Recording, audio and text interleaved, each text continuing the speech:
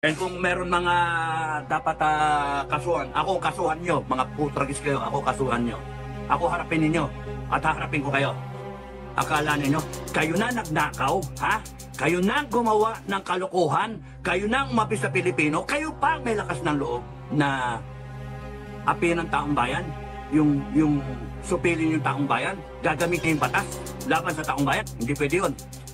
Kaya bilang na yung araw ninyo, sa totoo lang, bilang na yung araw ninyo, hindi na kayo lalakpas na Enero. Ha? Hindi na kayo lalakpas na Enero. Nakakagalit kayo. At kung subukan ninyo na upakan ako, o si Bukay, o kahit sino man ng mga commander ko, Luzon hanggang Mindanao, the order has already been given. Ha? Lalaban ang FGF at makakakita kayo ng isang revolusyon na pagsisisihan ninyo. Today I filed a case of inciting to sedition in relation to the cybercrime law.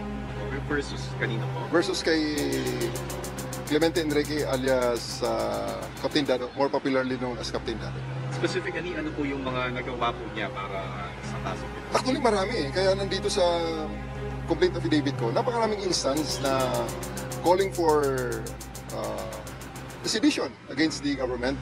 And even during the time when I was the regional director of Davao, during the Hunt for Kibuloy, siya yung nanawagan na ang lahat ng mga pulis at sundalo ay sumurrender sa local government na naka-unload ang mga baril, naka-point downwards at i-abandona na ang trabahong inuutos ko at ginagawa namin. Inciting to sedition, si Presidente po ba ay binabanggit niya kasama po dyan? Kasama sa kanyang mga binabanggit at pinabababa at gusto niyang pabagsakin ng gobyerno. So, you know, in a democracy, lahat naman may karapatan na mag-express ng kanilang mga hinaing. That's the beauty of democracy. Pwede kang mag-express na yung opinion. However, there are limitations. It should be made within the bounds of the law. Kaya sa ngayon, ang response natin dyan sa ating mga nakikitang paglabag ay i-file ang kaso sa DOJ so that they will have their day in court. They can make their counter-affidavit. They can give their counter-affidavit sa ating DOJ at pag ma-resolve na at iangat sa korte sa paglilitis, they can have their day in court. Sir, as CIDG as an office or personal po ito? I'm representing myself in many instances at kasama rin ito sa aking pagiging chief ng CIDG. Okay, sir, just to elaborate, ano yung mga instances po? Specific instances na sinabi, mga instances, occurrences, itong si Captain Dado? Yeah, napakarami. Gaya ng mga sinabi ko. Yeah, like yung unang isa sa mga instances na sinabi niya, yung i-abandon namin ang pag-implement ng warrant of arrest kay Kibuloy before. At ngayon naman, he is calling for the armed forces and the PNP to abandon this government and tackle it, to withdraw the support, which is foul naman yan. Hindi naman yan tama. Yung identity ng tao, have you identified where he is? Paano yung process na, sir? Well, may mga known addresses na kaming nakuha, isinahit na namin sa kanyang sa complaint against him. At tingnan na lang natin pag nagsabit siya ng counter affidavit ko, anong gagawin. Sir, for the record lang, anong yung YouTube niya, account yung tinitingnan ninyo? Actually, maraming YouTube account ang ginagamit niya. At may mga nagre-reshare at mga nag-host din ng kanyang blog. So na yung ibang mga resharing, at yung mga nag-reshare, sabi ko hindi po. tinitingnan natin dahil tinitingnan, pinag-aaralan natin, may DC-20 pa naman, case build-up naman, sa ibang mga sites na yun, na ibang mayari. So parang warning, sir, na Hindi naman warning, they can do it. Hindi natin nire-repress, hindi natin dinidiscourage, hindi natin sinusuppress ang pag-express ng opinion kahit kontra pa yan sa posisyon ng gobyerno. Ang sinasabi lang natin is that it should be done within the bounds of the law.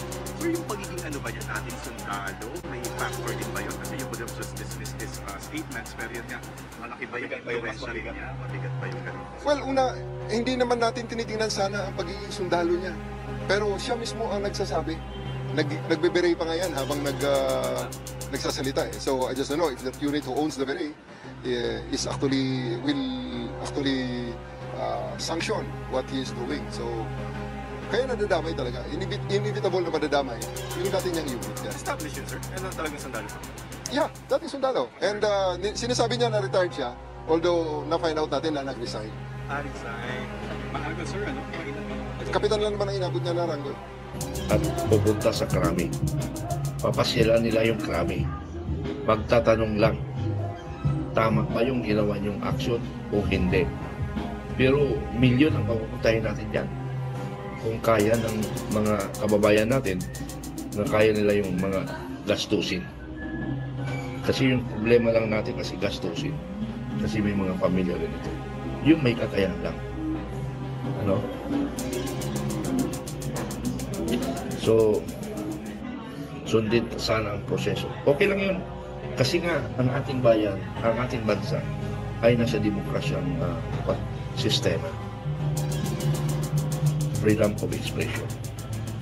Pinapahayag lang natin ang ating damdamin, ang galit ng ating damdamin.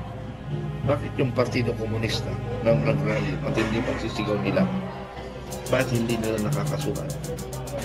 Dahil magaling yung kanilang mga legal action man o mga legal officer nila.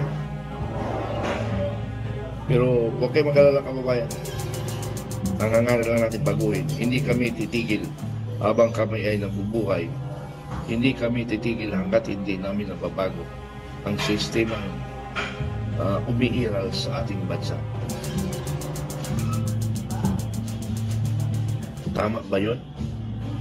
Na-file ang mga charges na in accordance to process or in accordance to definition of citing to sedition.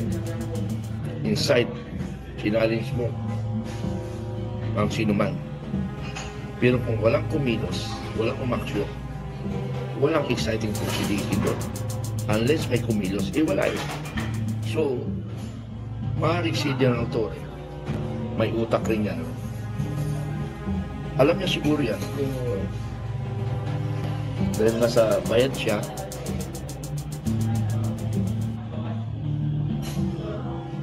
kaya ganoon ang nangyari.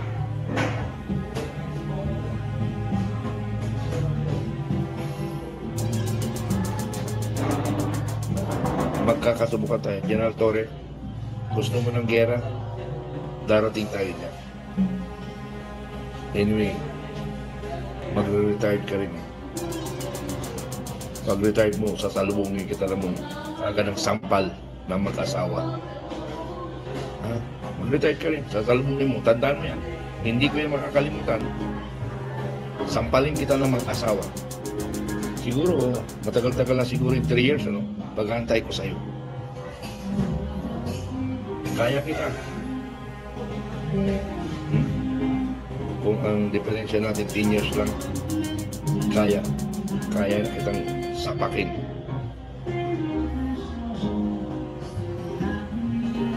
Naging tutak ka kasi ng demonyong administration. Naging mineral ka dahil tutak ka lang. Ang nakakaya dyan, General Torre, mag-retire ka na walang hiya ka. Ang akala mo, tungtuwa ang kababayan mo. Natutuwa yung kababayan mo doon sa mga kasabwat ang magnanakaw. Adik.